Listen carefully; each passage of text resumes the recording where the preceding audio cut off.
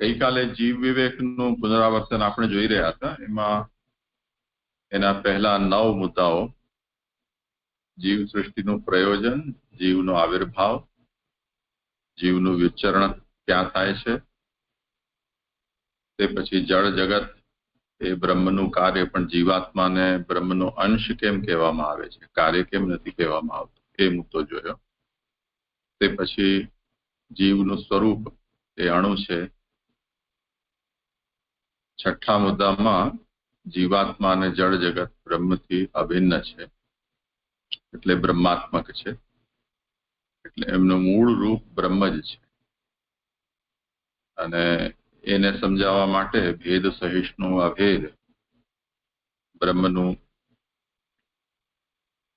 સાથે જીવાત્મા અને જળ એનો ભેદ બ્રહ્મમાં વિરોધ નથી પેદા કરતું, તે ભેદ પેદા નથી કરતું. એટલે કે બીજા શબ્દમાં કહો તો જીવ જળ અને બ્રહ્મ વચ્ચે તાદાત્મ્ય છે. આટલું જોયું. એના પછી આવિર્ભાવ અને તિરોભાવની પ્રક્રિયાથી આપણે એ વાત સમજ્યા કે બ્રહ્મ સચ્ચિદાનંદ છે, જ્યારે જળ જગત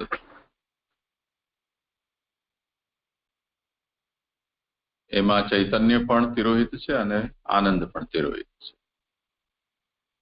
તો જે અંશમાંથી, જેમ આપણે આપણા શરીરનું ઉદાહરણ લઈએ તો આપણા શરીરમાં ચૈતન્ય નખશિખ વ્યાપ્ત છે,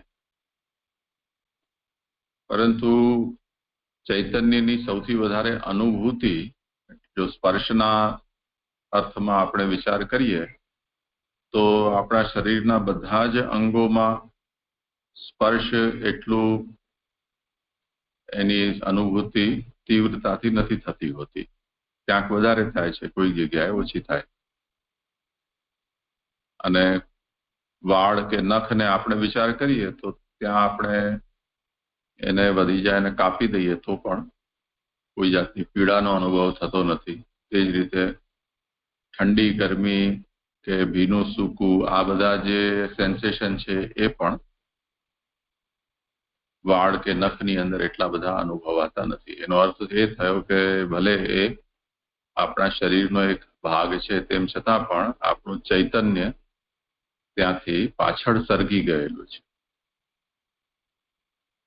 તો જેમ વાળને આપણે ઉપરથી કાપીએ ત્યાં સુધી કોઈ સમસ્યા નથી થતી, પણ જો વાળને ખેંચીએ, જે ચામડીથી જોડાયેલો ભાગ છે, તો ત્યાં આપણને પીડાનો અનુભવ થાય. તે જ રીતે નખ છે, એમાં પણ ચામડીમાં જે નખ જોડાયેલો છે એના બહારના ભાગમાં એને આપણે કાપીએ કે ઘસીએ તો ત્યાં કોઈ પીડા નથી થતી, પણ ચામડીથી જોડાયેલો ભાગ છે ત્યાં જો આપણું કટર જાય તો આપણને પીડા થાય. તો એનો મતલબ એ છે કે વાળ અને નખમાં જે શરીરથી બહાર નીકળેલો અંશ છે એમાં આપણું ચૈતન્ય તિરોહિત છે. તો શરીરનો જ એક ભાગ છે, શરીરમાંથી જ પ્રકટ થયેલું છે, તેમ છતાં પણ આપણું ચૈતન્ય ત્યાં તિરોહિત છે. એવી રીતે બ્રહ્મમાંથી જ જળ જગતનું પ્રાકટ્ય છે, તેમ છતાં પણ એમાં બ્રહ્મના બધા ગુણધર્મો પ્રકટ નથી. તો આનંદ અને ચૈતન્ય એ જળ જગતમાં તિરોહિત છે. તેની સામે જે જીવ છે એમાં ચૈતન્ય પ્રકટ છે, પરંતુ આનંદ તિરોહિત છે. તો હવે જ્યારે આનંદ અંશ બ્રહ્મનો તિરોહિત થાય છે તે વખતે જે અંશ રહ્યો બ્રહ્મનો સચ્ચિદ રૂપ, એને જીવ કહેવાય છે. તો શાસ્ત્રમાં એની જીવની પ્રક્રિયા એવી રીતે વર્ણિત થયેલી છે કે જેમ અગ્નિમાંથી તણખા બહાર ઝરે તેવી રીતે અસંખ્ય અણુ સ્વરૂપ ચેદંશ બ્રહ્મમાંથી વિચરિત થાય છે, એટલે એનાથી બહાર પ્રકટ થાય છે. હવે એ બધા જ પ્રકટ થયેલા અંશો એક સમાન રૂપથી ચિદ્રૂપ છે, એટલે કોન્શિયસનેસ છે પ્યોર. એમાં આપણે કોઈને પણ કોઈ ઓળખ નથી આપી શકતા. એટલે આ સારું કે ખરાબ, કે આ બ્રાહ્મણ, કે આ ક્ષત્રિય, કે આ સ્ત્રી, કે પુરુષ, કે આ મનુષ્ય, કે પશુ, કે પક્ષી, કે જલચર, આવું કોઈ ભેદ આ જે ચિદણુ છે એમાં નથી. શુદ્ધ ચૈતન્ય છે. જ્યારે આ અવસ્થા છે ત્યારે બ્રહ્મ લીલા માટે એમાંથી જીવોનું વર્ણ કરે છે કે આટલા અંશો પ્રકટ થયા, એમાંના આટલા અંશોને દૈવી તરીકે હું માનીશ, આટલા લોકો છે એમને હું આસુરી તરીકે માનીશ. આ વર્ણ થયું. આ ફર્સ્ટ એન્ડ સોર્ટિંગ જેવું છે.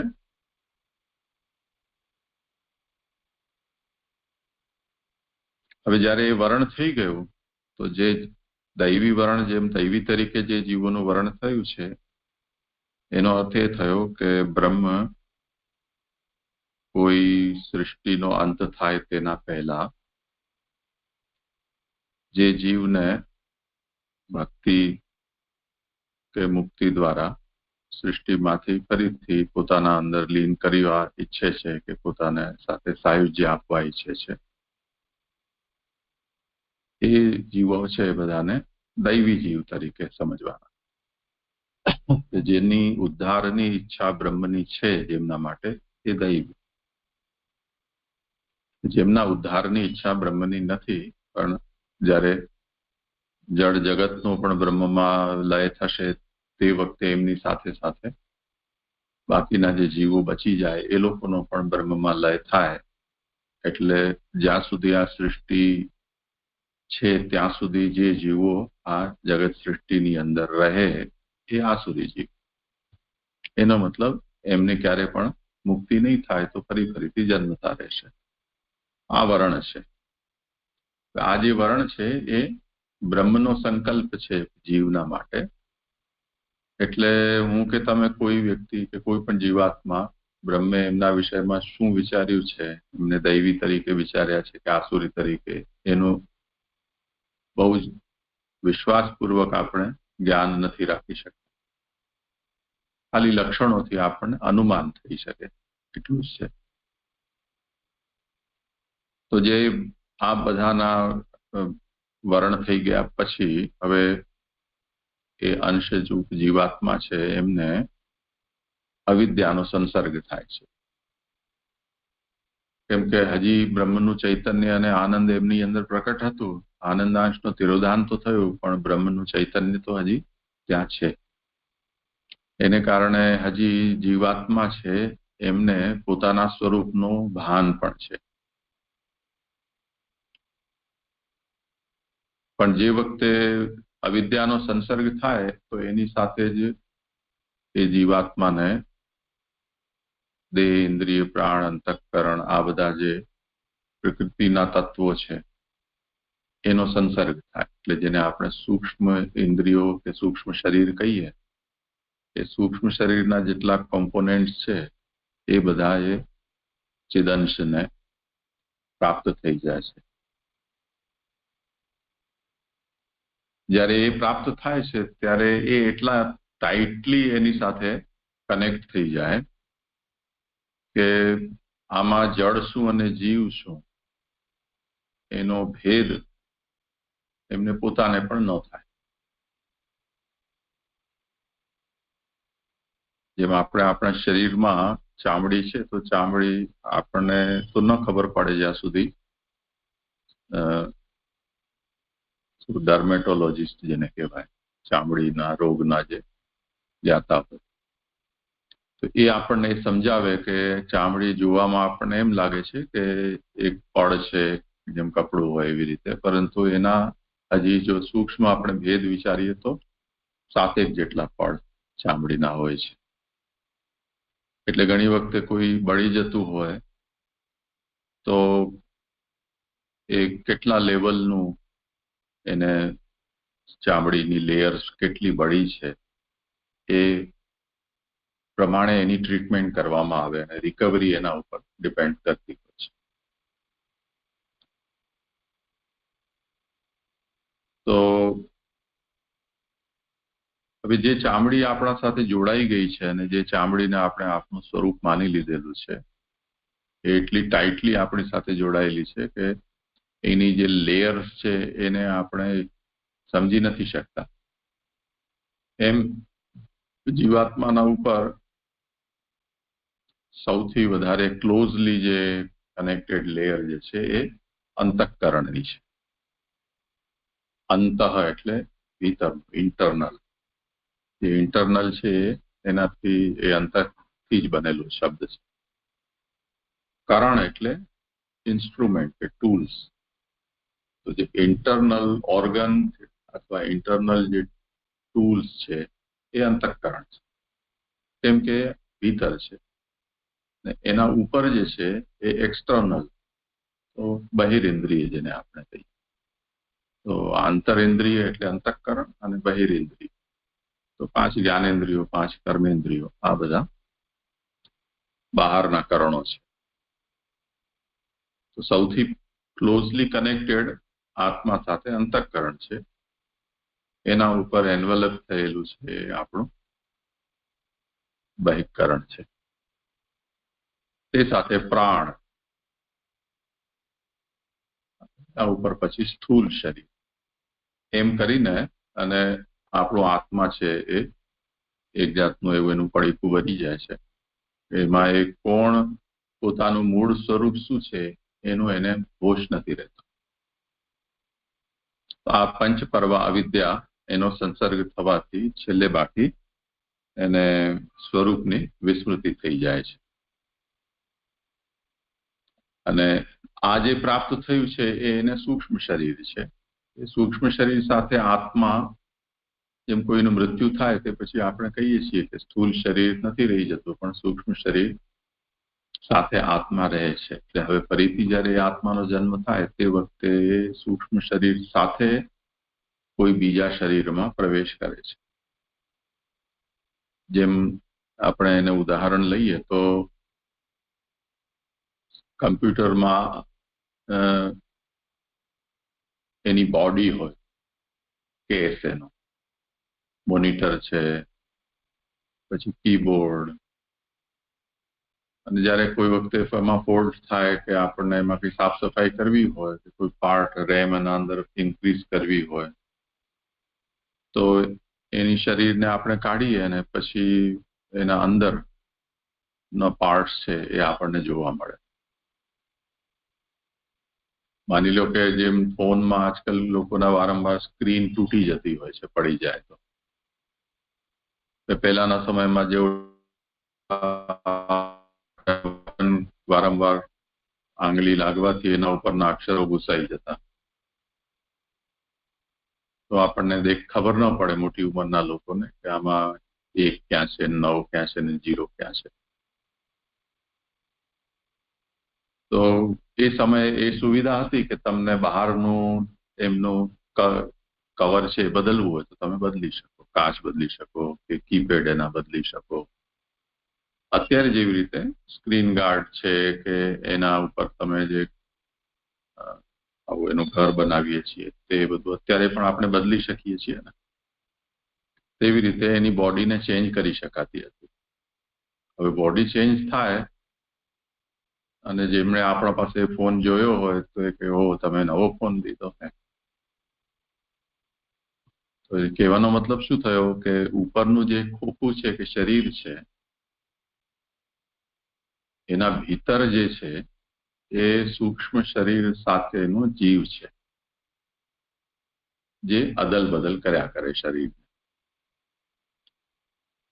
તો મનુષ્યને દેહની પ્રાપ્તિ થાય. 11મા જે ચેપ્ટર છે એમાં આપણે પંચપર્વ અવિદ્યાનો સંબંધ, એમાં 5 પ્રકારની અવિદ્યાઓ એ કેવી રીતે થાય છે એ આપણે જોયું. તે પછી એને દેહની પ્રાપ્તિ થાય છે. દેહની પ્રાપ્તિમાં સૂક્ષ્મ દેહ અને સ્થૂલ દેહ હોય છે. તો સ્થૂલ દેહ એ જેમ ફોનનો ડબલું છે, ખોખું છે તેવું છે. સૂક્ષ્મ દેહ એના અંદરનો હાર્ડવેર છે, એ એમાં પ્રવેશ કરી જાય છે.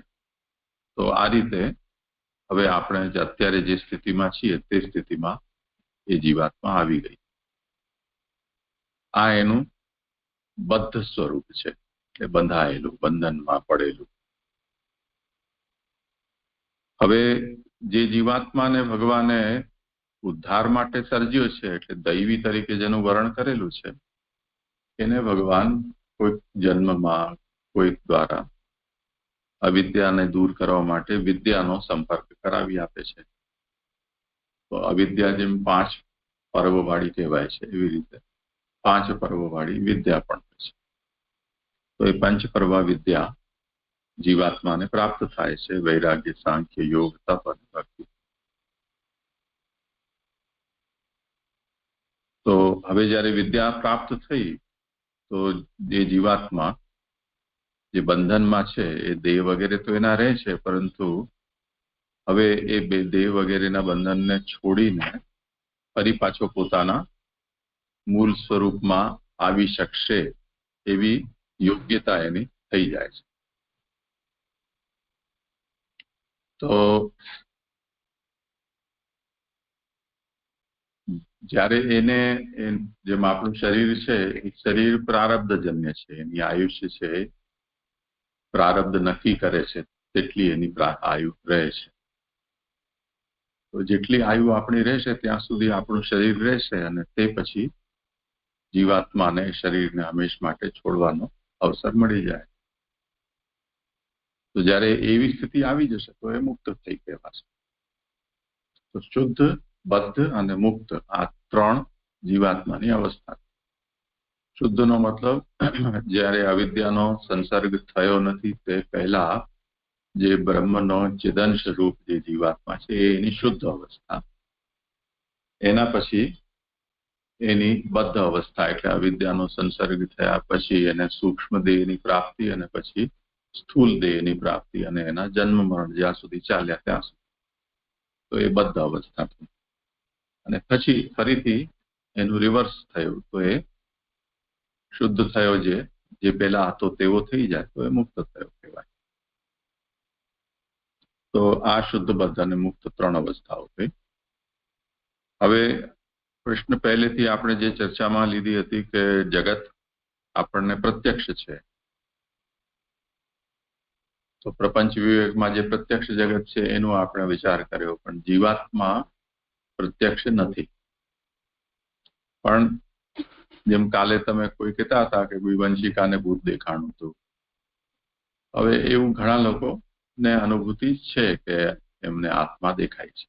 એ આપણે એમની અનુભૂતિને બહુ વધારે મહત્વ ન પણ આપીએ, પણ શાસ્ત્રમાં એવું નિરૂપણ મળે છે કે લોકો, યોગીઓ આત્માને જોઈ શકે. તે જ રીતે ઋષિઓ એ પણ આત્માને જોઈ શકે, ભગવાન, દેવતાઓ આત્માને જોઈ શકે. અને ઘણી વખતે આપણા જેવા પણ લોકોએ આત્માને જોઈ હોય એવા પુરાણમાં વર્ણન મળે છે. જેમ કે શિશુપાલને જે વખતે ભગવાને એનો શિરચ્છેદ કર્યો ત્યારે ભરસભામાં બધા જ લોકોએ એ જોયું કે શિશુપાલના શરીરમાંથી એક જ્યોતિ ભગવાનમાં પ્રવેશી રહી છે. તો ત્યાં બધા જ લોકોએ જોયું. ત્યાં તો અસુરો પણ હતા, દુર્યોધન, કૌરવો વગેરે બધા.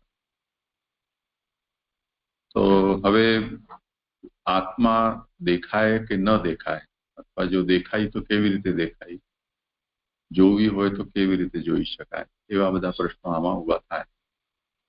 તો એ પ્રક્રિયા અહીંયા બતાવવામાં આવી છે કે જીવાત્માનો સાક્ષાત્કાર યોગ સાધનાથી, જીવાત્માનો સાક્ષાત્કાર યોગી આંખોથી નહીં પણ મનથી કરી શકે. એટલે આત્મા ભીતર છે, બહાર તો છે નહીં, એટલે આંખથી તો જોવાનો કોઈ પ્રસંગ ના આવે. યોગી પોતાની આત્માને જુએ તો પોતાની બધી ઇન્દ્રિયોની વૃત્તિઓને એ પોતે આત્મગામી બનાવે, એટલે ટુવર્ડ્સ આત્મા એને ટર્ન કરી દે છે. તો તે સ્થિતિમાં મન જે છે, જે યોગથી એકાગ્ર કરેલું છે, એ મન યોગીની પોતાની આત્માને જોઈ શકે કે અનુભવી શકે. આ એક પ્રક્રિયા છે. તે પછી ભગવાન કે ભગવાન જેવી સિદ્ધિ જેમને પ્રાપ્ત છે, ભગવાને જેમને એવી કૃપા કરી છે, તે બધા લોકો પણ જેમ કે વ્યાસજીનો એક બહુ પ્રસિદ્ધ પ્રસંગ આવે છે કે એક મહાભારતમાં એક કીડો વ્યાસજી પાસે આવ્યો અને એમ કહે છે કે હું મારા માટે મારું જીવન ભયનું જ એક બીજું નામ છે, મારે બધાથી ડરવાનું, કેમ કે હું સૌથી જંગલમાં ઝીણામાં ઝીણો નાનામાં ક્ષુદ્ર જંતુ છું. તો મને તમે એવી કૃપા કરો કે મને આ ભયથી મુક્તિ થાય, એટલે હું મારાથી પણ કોઈ ડરે એવું બનું. તો વ્યાસજી એમને આશીર્વાદ આપ્યા. એમ કરતા કરતા એ જતો હતો એટલામાં કોઈ બેલગાડી વાળો આવ્યો ને એને કુચલી ગયો, તો એનું મૃત્યુ થઈ ગયું. પછી એને એનાથી વ્યાસજીની કૃપાથી મોટા જંતુનો, એટલે કીડો હોય તો કીડી હોય તો મકોડો બન્યો, એમ મકોડો હોય તો પછી વંદો બન્યો, એ રીતે મોટા મોટું શરીર પ્રાપ્ત થયું. વ્યાસજીને કૃપાથી એને પોતાની દરેક જન્મમાં સ્મૃતિ બનેલી રહે એવો આશીર્વાદ મળ્યો. તો એ જ્યારે પણ મોટું કીડો બનતો પોતાના પહેલાના કરતા, તો પાછો એને દેખાતું કે મારાથી કોઈક મોટું છે, પાછો વ્યાસજી પાસે જતો, હજી હું ભય મુક્ત નથી થયો. પાછા વ્યાસજી કહેતા ઠીક છે, ચાલ થોડોક ઓર મોટો કરી દો. એવું કરતો જ રહ્યો, પણ ભયથી એનો વિસ્તાર આવ્યો નહીં. કહેવાનો મતલબ એ છે કે વ્યાસજી એને જોઈ શકે છે, વ્યાસ જેવી દૃષ્ટિ છે, આત્માને જોઈ શકે છે. તો એવી રીતે શાસ્ત્રમાં વર્ણન મળે છે કે ઘણા સિદ્ધ યોગી, ઋષિઓ, દેવતાઓ એ આત્માને જોઈ શકે છે. તે સિવાય જેને ભગવાનનો સાક્ષાત્કાર થતો હોય, એવી કૃપા ભગવાનની જેના ઉપર હોય, એ પણ આત્માને જોઈ શકે. જેમ મહાપ્રભુજીના વગેરે સિદ્ધ આચાર્યોના વર્ણનમાં આવે છે કે કોઈ એમના સામે પ્રથમ વાર આવ્યું અને એમને એમના નામથી બોલાવીને અને એ જાણી ગયો કે આ દૈવી જીવ છે. તો જે ભગવાનનો સાક્ષાત્કાર કરી શકે એના માટે આત્મા પણ એવી વસ્તુ ન હોય કે જે એની રીચની બહાર હોય. તો આત્માનો સાક્ષાત્કાર થઈ શકે, પણ આવી કન્ડિશન છે. એક તો યોગી પોતાના મનથી આત્માનો સાક્ષાત્કાર કરી શકે, બીજું જે ભગવત દર્શન જેમને થઈ શકતા હોય એને આત્માના પણ સાક્ષાત્કાર થઈ શકે છે. અને જે શિશુપાલના ઉદાહરણમાં જોયું તે પ્રમાણે પ્રભુ ક્યારેક એવી ઈચ્છા કરે કે કોઈ પણ આત્માનું દર્શન કોઈ પણ કરે, એવા પ્રસંગમાં હું તમે કોઈ પણ વ્યક્તિ આત્માનો સાક્ષાત્કાર કરી શકીએ, એ અપવાદિક ઘટના છે, ભગવાનની કૃપાથી જ થઈ શકે. તો આવી કેટલીક પ્રક્રિયાઓ છે. અન્યથા આત્મા આપણે આપણી ચર્મચક્ષુ છે એનાથી જોઈ શકીએ એવું નથી. એના પછી જે જીવાત્મા છે એના કેટલાક ગુણો, એટલે આપણે એનો પરિચય કેવી રીતે મેળવી શકીએ, કે એનું વર્ણન કરવું હોય તો કેમ કરી શકાય. તો એમાં કેટલાક ગુણો હોય છે: પરિણામ, સંખ્યા, પરિમાણ, પછી સંખ્યા, તત્વ, દૈશિક પરત્વ, અપરત્વ, ક્રિયા સામર્થ્ય, પ્રાણ ધારણ પ્રયત્ન, સ્વપ્ન પ્રકાશકત્વ, લૌકિકેન્દ્રિય અગ્રાહ્યત્વ, વિસર્પી ચૈતન્ય અને વ્યાપકત્વ. આ એટલે જીવાત્માનો એક પરિમાણ છે, એટલે એક માપી શકાય એવી વસ્તુ છે, એક વસ્તુ. આ એનું વર્ણન છે. પછી એની સંખ્યા છે, એક જ વસ્તુ નથી અને અસંખ્ય છે. તે જ રીતે પૃથક્ત્વ, એ જળથી અલગ છે, અંતર્યામીથી અલગ છે, ફરીથી એક જીવથી બીજો જીવ અલગ છે, એમ એમના અંદર પૃથક્ત્વ પણ છે. પછી દૈશિક પરત્વ અને અપરત્વ, એટલે હું અહીંયા છું, તમે લોકો અહીંયા છો, તો સ્પેશિયલ ડિસ્ટન્સ પણ એમાં છે. એટલે તમે એને એમ એનું એડ્રેસ કહી શકો કે આ અત્યારે અહીંયા છે, આ અત્યારે અહીંયા છે. એનું દૈશિક પરત્વ અને અપરત્વ છે. આ લોકમાં હોય, પરલોકમાં હોય. પછી ક્રિયા સામર્થ્ય, એટલે એ સ્ટેટિક વસ્તુ નથી. જેમ જળચેત પદાર્થો છે એમાં પોતાનામાં કોઈ ક્રિયા સામર્થ્ય નથી, પરંતુ આત્મા છે એમાં ક્રિયા સામર્થ્ય હોય છે. પછી જ્યારે આત્મા શરીરમાં પ્રવેશ કરે તે વખતે એ શરીરને ના ધર્મો છે એને પોતાના ધર્મ તરીકે સ્વીકારી લે છે અને જેવું શરીર હોય તે પ્રકારે શ્વાસ લેવું, ભૂખ લાગવી, તરસ લાગવી, આ બધા જે શરીરના ગુણધર્મો છે એ બધા આત્માની અંદર પણ આવી જાય છે. જેમાં ઇલેક્ટ્રિસિટી છે એ તમે જે પણ એના એપરેટસની સાથે અટેચ કરો તે પ્રમાણે, જો સાઉન્ડ પ્રોડ્યુસ કરવા માટે કરો તો સાઉન્ડ કરે, રોટેશન માટે કરો જેમ પંખો કરે છે તો એ કામ કરશે, આયરનમાં કરો તો એ ગરમી આપશે, એસીમાં કરો તો ઠંડુ આપે. તો હવે એ છે બધામાં એક જ ઇલેક્ટ્રિસિટી, એ જ પાવર હાઉસમાંથી આપણને લાઈન મળેલી છે, પરંતુ જેમાં પ્રવેશ કરે તે પ્રકારનું ફંક્શન એ કરે છે. એવી રીતે આત્મા પણ, તો માની લો કોઈની આંખ નથી તો એની આત્મા જોઈ નહીં શકે, કોઈની કાન ન હોય તો બેરી થઈ જાય. સમજાય? તે પછી સ્વપ્ન પ્રકાશકત્વ, આપણે સૂઈ જઈએ છીએ તે વખતે પણ આપણે કંઈક કંઈક જોઈએ, અનુભવીએ છીએ. તો તે વખતે એ સ્વપ્ન જોનારો કોણ હોય છે? તો આત્મા છે, એ જ આપણને દેખાડે છે.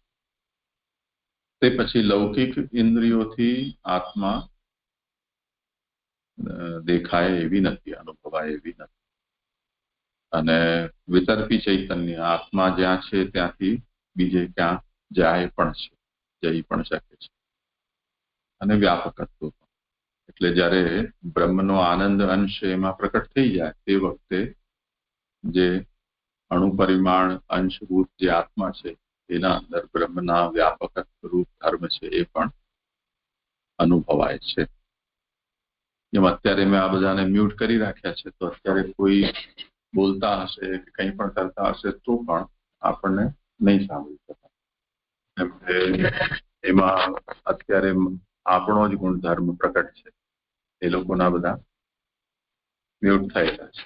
પણ હું જેવું અહીંયાથી અનમ્યુટ કરું તો બધાનું કલબલ ત્યારે આપણને સાંભળી શકે. તો અહીંયાથી એમના અંદરનો જો એક્ટિવેટ કરી દઈએ તો વ્યાપકતા થઈ જાય. એવી રીતે તે પછી આ તો દરેકના વિષયમાં આ કોમન વાતો હતી, એમના ગુણધર્મો. પછી જીવોના પ્રકારો આપણે આમાં 17મા પ્રકરણમાં જોયા છે કે જીવોના દૈવી અને આસુરી બે પ્રકારો છે. એમાં દૈવીમાં પુષ્ટિ જીવ છે અને મર્યાદા જીવ છે, જેમનો ઉદ્ધાર થઈ શકે છે યોગ્યતા અનુસાર. પુષ્ટિ જીવના પણ શુદ્ધ અને મિશ્ર પ્રકાર છે, એ પણ વર્ણવ્યા છે. તે પછી જે દૈવી જીવોને મુક્તિ પ્રાપ્ત થાય છે તો એ મુક્તિના બે પ્રકારો આપણે વર્ણવ્યા છે. એક જીવન મુક્તિ છે, એટલે જીવતા હોવા છતાં પણ મુક્ત જેવા હોવું, અને વિદેહ મુક્તિ એટલે શરીર પણ ન રહી જાય અને આત્માથી એને ઉત્તમ સ્થિતિની પ્રાપ્તિ થાય, તો એ વિદેહ મુક્તિ છે.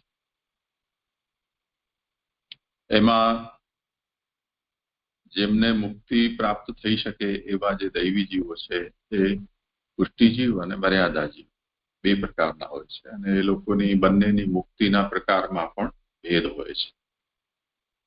એટલે મુક્તિ એટલે એક જ પ્રકારની મુક્તિ, એક જ પ્રકારની સિદ્ધિ એવું નથી હોતું. એમાં પણ પ્રકારભેદ હોય છે. જેમ બેચલર કોઈ છે તો બેચલર કહેવા માટે ભલે બેચલર હોય, પણ કોઈ સાયન્સમાં બેચલર છે, કોઈ આર્ટ્સ કોમર્સમાં બેચલર છે. તો બેચલરમાં જેમ પ્રકારભેદ હોય છે એવી રીતે મુક્તિની અંદર પણ જીવાત્માની યોગ્યતા પ્રમાણે મુક્તિનો ભેદ હોય છે. છેલ્લો પ્રશ્ન રહે છે આસુરી જીવો, એમનું શું થાય છે? આસુરી જીવોની મુક્તિ, એને મુક્તિ ન કહી શકાય, પણ આપણે આસુરી જીવોની ગતિ કહેવાય. છેલ્લે એમનું થાય શું છે? તો જ્યારે સૃષ્ટિનો લય પ્રભુમાં થાય છે તે વખતે છેલ્લે આસુરી જીવો પણ આ જળ સૃષ્ટિની સાથે સાથે સમેટાઈ જાય છે. એટલે એમને મુક્તિ પ્રાપ્ત થઈ એવું નથી કહેવામાં આવતું. તો આટલું નિરૂપણ આ જીવ વિવેકની અંદર આપણે જોયું. આમાં કંઈ કોઈને પૂછવું કરવું હોય તો ચર્ચા કરી લઈએ.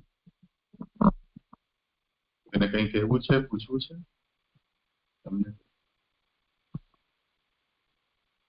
સાન્વી, અર્પણ, તમને કંઈ કહેવું છે? ના છે.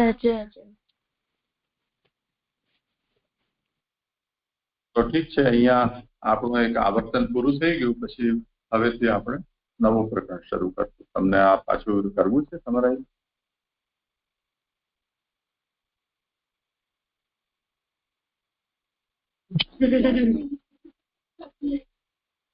અચ્છા, ભલે, તો હું કરીશ આ કે સોમવારના દિવસ. ભલે, ચાલો તો અહીંયા